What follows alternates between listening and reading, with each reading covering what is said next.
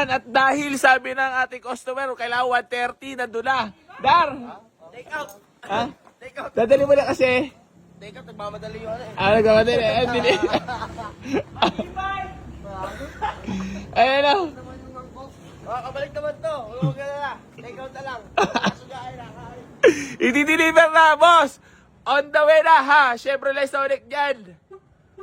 Syempre, alam mo naman, ayaw namin mapaya sa mga buyer namin kasi ganun kami mga kalupit at kababait. O, di ba? Ganyan kami mag-rumispeto sa mga kliyente. Sagad kung sagad. Ayan, o. Nagmamadali pa. At ang kanyang convoy. Troops, iyabang mo naman ang convoy. Ayan, o. Dimension. Subok ba yan? Subok ba yan? Sabi nila. Gagi doon yan nilagay isda. Gagi, mangangamoy yan. Gago ka talaga. Ayan mga boss, bali di-deliver na ang Chevrolet Sonic. Tinaw na ni Sir yan. Bali boss, on the way na dyan.